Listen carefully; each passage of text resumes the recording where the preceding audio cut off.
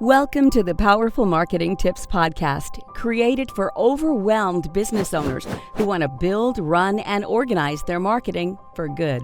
And here's a brief overview of our guest.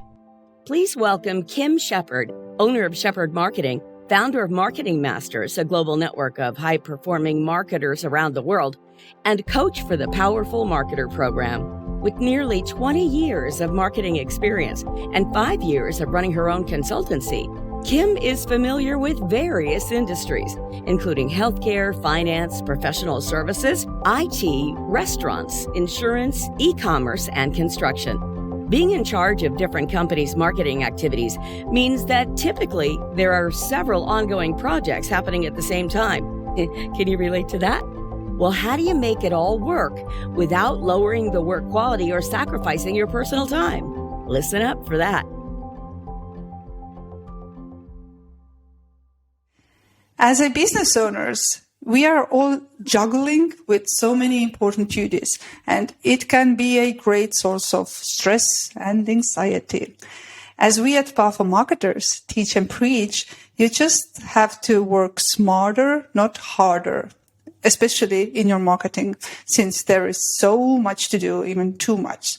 So today we will talk with someone who has gone through our process, and now she's helping others to organize marketing activities with the right supportive systems in place. Welcome, Kim, to our podcast.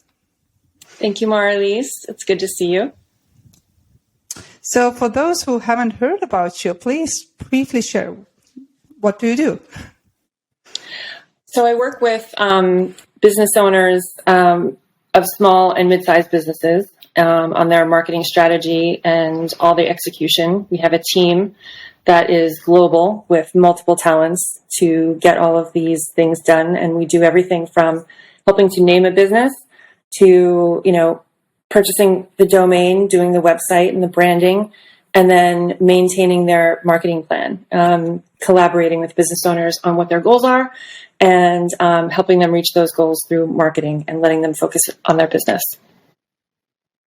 That's great. So there are many things we could talk about today, but let's focus on, let's call it stress-free marketing, meaning how to manage those multiple projects, because you have so many projects at once on the table, right? So let's first start with, why do we need to manage our projects, or what are the benefits here? Could you please share a little bit?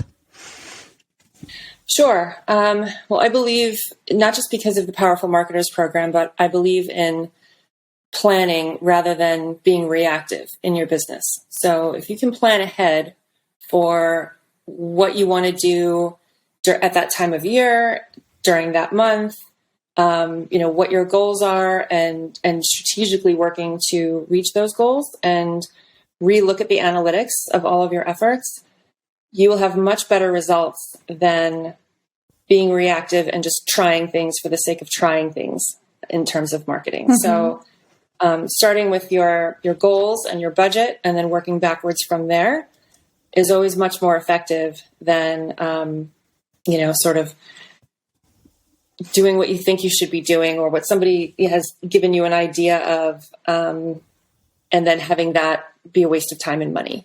So, talking to somebody that has been there and done it again and again and again is always a much better strategy. I agree. But could you share, how to come out of this this place where you are like a hamster in a wheel? We all have had those days, right? Where we feel like we're going crazy. There's so much to do, and all the information is in your head, and you can't really delegate because others don't know how to do that. Mm-hmm. Right. So I literally put together a Trello board. So I have Trello boards for clients that is a project management system. And it got to the point where I had multiple designers and other vendors, web designers, doing multiple projects, and some of them were working on the same client. Some of them were working on different clients and different projects.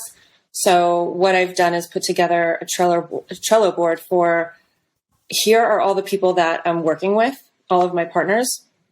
Here's their skill set and what they do. And then here are their projects that they're working on. So at a glance, I can see who's doing what, and I can follow up that way. And we have deadlines. We put things on the calendar.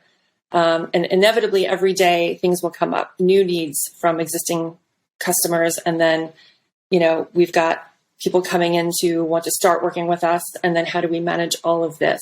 So, sticking to your calendar 90% of the time is going to be a lot more effective, because you can actually, when you put things on your calendar, you can actually see how busy you are, rather than just taking on tasks and having a list of things to do, when one of those things could take 10 minutes and another thing can take 2 hours. So putting it on the calendar, making sure you have extra time, and then not overscheduling yourself for calls in that same week. So unless it's absolutely necessary, I will only schedule, new calls for the following week. So I can take a look and see what's going on, who's working on what clients need what, goes on the calendar, and I can kind of see what my pipeline is like. And that will help me keep me calm and not reactive to, something that comes in suddenly and is an emergency, which in marketing, there really should be no emergencies. Everything, I believe, can be planned. The only real emergencies that I see or have seen is a website going down. And I have not experienced that with any websites that I have built. It's usually in a different platform where that has happened. So I think barring that, I think most things can be planned. And if you plan it correctly, you should be fine. I agree. And what I hear mostly is that I don't have time to plan. I am so busy. No, you don't understand. I'm the busiest man on the earth, and you just don't get it. So what's your answer here? So that's a challenge for a lot of clients who are business owners, because they're also wearing a lot of hats. And the Powerful Marketers program, I keep referencing because it really can help any business owner as well, because as a business owner, you have to think about marketing yourself and not just, hire that out 100% because you need to be involved. I think it comes down to really being aware of the reason why you're doing your business, and knowing what you're good at and what you're not good at, and focusing on the things that you're not good at, really like putting the time aside to figure out who can do this for me so I can focus on the aspects of my business that I want to do, the reasons that I got into my business. I think that's really important. So if you can really set aside time to organize that, you will start taking massive projects off your plate, and then that will free you up, and then you won't be busy. In my mind, busy is not necessarily a good thing. Are you busy or are you productive? And you can be busy, but that doesn't mean it's moving your business forward. It doesn't mean that you're being innovative. It doesn't mean that you're getting more time to do the things that you want to do in your spare time. It can really work against you if you're just thinking, I'm busy. This is good. This is what I want. I want to be busy. Busy is good. Busy means revenue and business growth, but growing blindly isn't really going to help. So figuring out what you actually want to do and then outsourcing the rest so you can organize your life and your time and your business and start reaching those goals, I think is the best thing that you can do. That's for sure. So give us some more productivity tips, because you already mentioned calendar, right? You mentioned the good planning here, but what else would you add here? Because I have my calendar now out there. I do my planning, let's say, on the project management tool like Trello. You mentioned there are many of them. Monday.com and others are out there. But what comes next? I mean, how do you follow up with people? Do you do this only over the project management tool, or do you use some other platforms, let's say Messenger or phone or emails, or because those can also take a lot of time? Right, that's true. Obviously, with the advent of the pandemic and everybody learning how to use Zoom and other meeting tools, we have eliminated the commuting part. It's no longer necessary to meet people in person.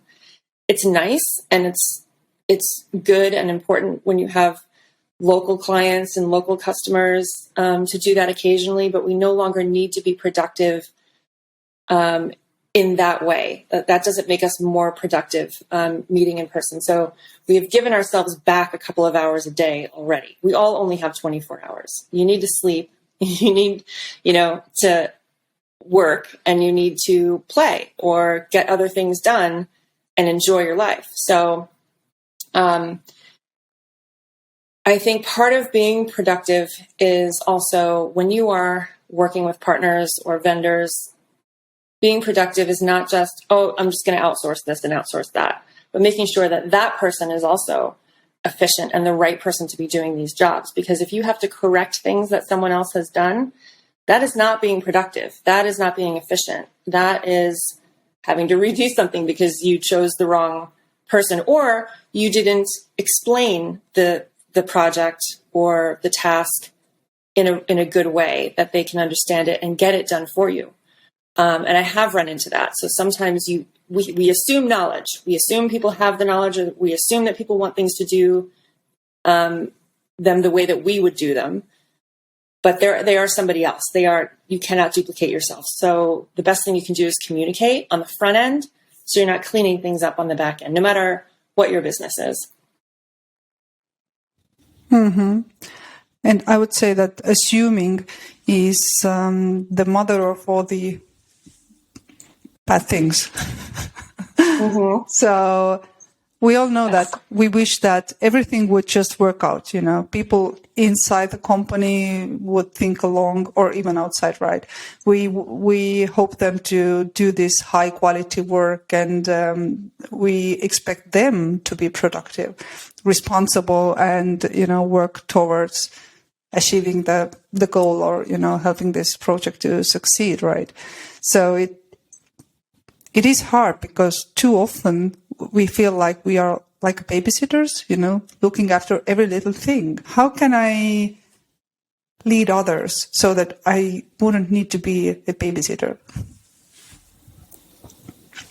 Obviously, letting people know that you trust them and you trust that they know what they're doing, but also asking them realistically how long they think something will take. Not how many hours necessarily, but how many days, so you can get back to the client and manage expectations. Managing expectations poorly will get you in trouble every single time.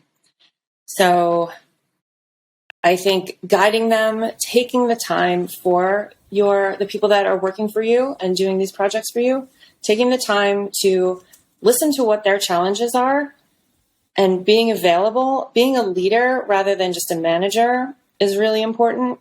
Because I think long-term, you'll get more out of these people. You'll get higher quality work. You'll get a quicker response. You'll get loyalty as well, because you're not just delegating something and saying, I just need you to get this done. That's kind of how corporate works sometimes. And that's kind of why, when you're managing your own marketing business, you answer to a lot of people. You are not just answering to your clients, but you are answering to your vendors, because without you, they can't get things done that they need to do. So communication is key on both sides. You're in the middle between the client and the vendor. So you're, managing a lot of things. You're managing emotions as well. Everybody makes a decision based on an emotion. And I just think it's important to really understand the dynamics of everything that's going on, and then move on to the next thing. But it's difficult. And I think having a project management system where you can put things into it, get off of a call, no matter who you're talking to, get off the call, make the notes, make it an official task, put it in there, put it on your calendar, and then you can move on knowing that nothing's going to fall through the cracks. And it's not easy, but I think if you start doing that and you start changing little behaviors to be able to manage those things, then when you do close your computer for the day, you can go and enjoy your life, not thinking, or worrying that something's going to not get done. When I'm thinking of those, great leadership coaches out there, let's say, the John Maxwell wrote his 5 levels of leadership. And I recently read the book by Nick Cramp, with who I did the podcast episode as well. His book is Better Before Bigger, right? And they all say that you should spend 80% of your time, for delegating, and 20% should go for a strategy, right? Because you need to take some time to plan and to think how to grow your business. So what you are talking right now really relates to those theories, let's say. Right. Yes, absolutely. Also, I'm reading right now Company of One by Paul Jarvis, and that was recommended to me by 2 other marketers. And it relates very well to what I do, because I am a company of one, but I have a team and they all work for themselves. But it also applies to any business owner, because whoever you are, even in a big corporation, you're a company of one, because you still have decisions. You still make choices about your career trajectory and projects that you take on. But the book is, so far, it's about how to do things smarter and how to do things better. Growing for the sake of growing because you want more money doesn't necessarily give you the life benefits that you may be after. So yes, I might, double the amount of clients that I have this year, but then I'm also doubling the amount of communication, doubling the amount of contractors that I'm working with. You get to the point of diminishing returns. Where are you going to get these extra hours? Are you going to take it out of your sleep? Are you going to take it out of your family time? Because when you say yes to one thing, you are always saying no to something else. You have choices every minute of every day. So how can we grow without necessarily having more clients, more money, more, all of this, charging more money, etc.? You can do a better job with your current clients, and the better job you do, the more you're going to end up doing with them. You don't necessarily have to add another client for a certain amount or a certain retainer, things like that, because you don't want it to become about that. You want to that's not why you got into your business. So staying true to who you are, but just doing it better, like you said, with Nick, and, better, not bigger. It's a similar mindset. And it's one that I agree with, because if you become overwhelmed, then everything starts falling through the cracks. If you become overwhelmed, you can't deliver the quality that people come to you for. So I hope that let's not be busy with being busy, right? Yeah. Let's do some things today that will create more freedom for us tomorrow. That should be the goal. But tell me about this project management system, because it also requires time, to delegate through this system. How much time it requires from you, let's say, on a weekly basis? I don't know. I haven't added it up. That's a very good question. I don't think it takes very long. Yeah, I don't think it takes very long. You can type as fast as you think, not everybody can, but, you have a thought, write it down, put it in the system, and then, move on, and always leave time after a call to get things done that you say you're going to do on the call. Even if it's not doing them right then and there, but scheduling them, putting them on the calendar, putting them in the system, making time for it, rather than just, also promising like, oh, I can get this done today. Well, maybe you can't get it done today. Take some time to think about when you can get it done. No one's asking you to do it right this second. Maybe sometimes they are, but then the answer can be no. The answer can be, I will have time tomorrow at 2:30 to work on this, and I will get you an update by the end of the week. Give yourself extra time. set expectations. But, having the systems in place will save you time more than take more time away. You don't need 20 different platforms. If you have one or two things that you're using on a consistent basis, that can be a lifesaver. So I don't think it takes a lot of time to do it. I mean, when I created the Trello board for all of my vendors, I put it on my calendar thinking it would take an hour, and it only took me a half hour. And now it's there, and now I can just drag and drop. Now it's like, oh, okay, this is here. This is what they do. Had a conversation with a vendor yesterday. They're changing their business model and what they're doing. So I just went and updated, what her capabilities are and what her capacity is for certain projects. And that's fine. So if she's not doing those things, I can move to someone else who that is their passion, because I'm going to get a better result from that. And then the other types of projects that person will do better at because that's what they want to do. So I encourage everyone to do what their passion is, but we all still need to deliver. We have deliverables, we have deadlines, we have clients. So, make it official, make these tasks official. And then, it's not something that you keep moving, in terms of, from this week to the following week to the following week. This is important. I put it on my calendar for a reason, needs to get done. So you use Trello. I get that. But do you know any other great platforms out there that that you have heard of? Project management tools. So Slack is very good for communication and keeping track of certain conversation streams about certain projects. You can also add attachments to it. For example, I have a designer who works in Bangladesh, and the time difference is 12 hours from where I am. And it's a great tool because I can see if he's on there, and then I can have more of a conversation, more of a back and forth. If he is not on there, he's probably sleeping. So I just give more details, or he asks me to use loom.com. You just record a video and I can just show him exactly what I am asking him to do visually. And that sometimes even eliminates a Zoom meeting. I think he and I have only ever had one Zoom meeting. We get a lot of things done through video and through Slack efficiently and quickly. And yeah, I mean, that's a great tool. It depends on how you use it. Everybody can use it differently, and you can have multiple conversations going on, even with the same person, about different projects, different threads. And sometimes that eliminates confusing long email trails. So, that can also be very effective. So, and I know that there are other tools out there, for keeping track of time and keeping track of other projects and things like that. But these are the ones that work for me.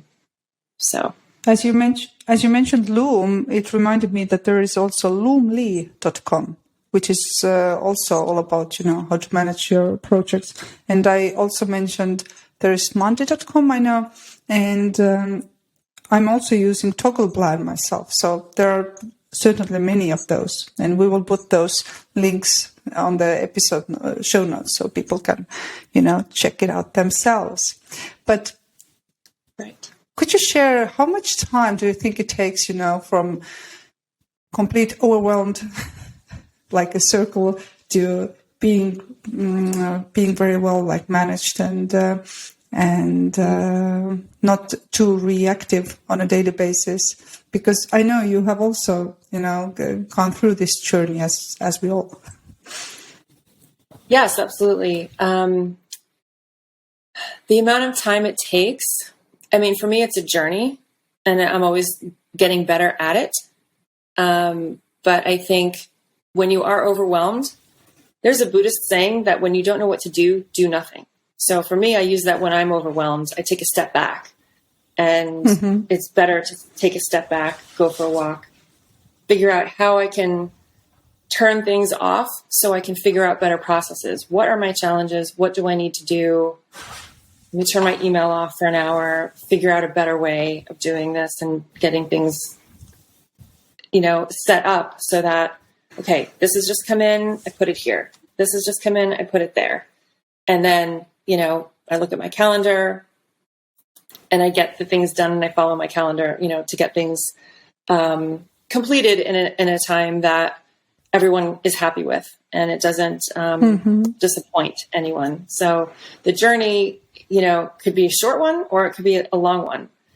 I think it depends on how much you have going on, but I think no matter who you are, it's a good idea to take that break, to put those systems in place, to test them out, to see if they work. Even if you just test them out with one client, like a Trello board. I don't use Trello for all of my clients. I use it for a couple of clients that like Trello. And that seems to work out. That has cut out meetings because everyone can be in on the Trello board and know what's going on and who's doing what's been completed, without a million different emails going back and forth and scheduling a meeting. That is going to take time away from everyone's day. So, I hope that helps. All I can say really is that it doesn't take as long as you think it does, and it will save you a lot of time in the end. So I think that's with a lot of things that people put off. If you just do the hard things first, it will make your life a lot easier later on.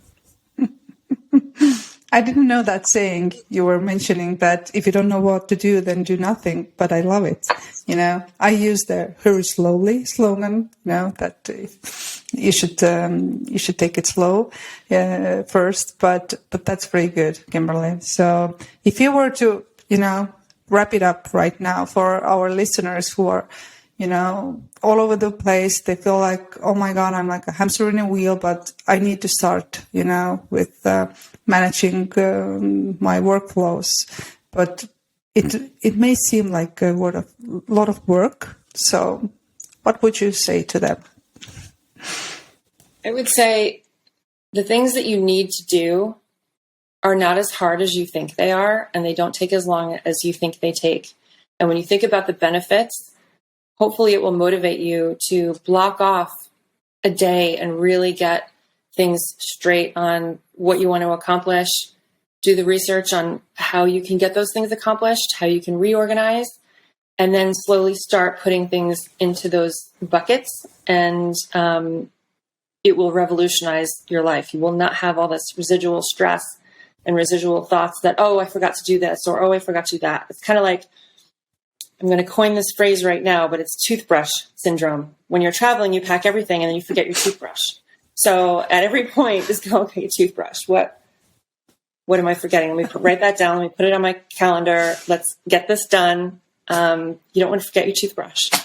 So really take the time. Really. I mean, that's all I can say really is take the time and get organized. Get the people in place to help you get these things done. Even if you need someone to come and hold your hand while you're setting up these processes, that can be helpful too. Just sit here and brainstorm with someone that you trust, who knows your business and knows you, and let them help you get organized so that you can be more productive and not so busy. You're such an inspiration, Kimberly. So tell me, where should people go if they want to connect with you? Best way is just shepheardmarketing.com. It's SHEPHEARD. So unique spelling, shepheardmarketing.com. You can reach me. All my contact information is there. That's perfect. Before we go, Kimberly, please comment on the song and the quote you have shared with us. Okay, I'll start with a quote. It's by Winston Churchill. Success is not final. Failure is not fatal. It is the courage to continue that counts. Obviously, that's what he did. And it kind of goes along with the powerful marketers, ethos of progress versus perfection. If you're striving for perfection, you'll never get it done. You do a little bit toward progress every day. Keep going. You fall down, get up, keep going. Failures are not a bad thing. They teach you. So if you haven't gotten something right, figure out why, do it better next time. It's a growth mindset. So that's why I like that quote. And success is not final. That, just because you've made it, don't rest on those laurels. If you've accomplished certain goals, there are new goals that you can achieve, and you can keep your success going by continuing on. That there's no destination. It's always a journey. So that's what that is. And then the song, that motivates me and gets me going. Usually I listen to it in my car, because that's what I'm thinking, going from place to place, thinking about what I need to do, how I want to do it, what I want my future to look like, is Lose Yourself by Eminem. It's a little surprising to some people that I listen to Eminem, but it is definitely, my generation's pump up song. A lot of people like the theme song to Rocky, that gets them going. Yep. But yeah, it's very popular among people our age. And I didn't know it was going to be in the Super Bowl. So there he was, Eminem, singing that song. So it just, music motivates you. So if you're stuck, take a break or put on music that motivates you. So yeah, those two things. Winston Churchill and Eminem, very different people. Very similar message. But very inspiring, both. So thank you so much, Kimberly, for sharing. That's amazing. And you're right. Music is motivating us a lot. So that's why we are gathering, this Spotify list, and it's out there. And it is amazing because we have Eminem there, we have Frozen, we have Metallica, we have all kind of music there. So it's a great mix of inspiring songs, and your Eminem will go there as well. Awesome. Sounds good. Always a pleasure talking to you. Thank you for having me. Likewise. Thank you so much for coming. That's all we've got for this episode of the Powerful Marketing Tips podcast. Make sure to link up with us at our free monthly international mastermind event. Just go to powerful-marketers.com/mastermind for registration. And one thing that would really help us and other new potential listeners is if you would rate this show and leave a comment wherever you tune in to listen.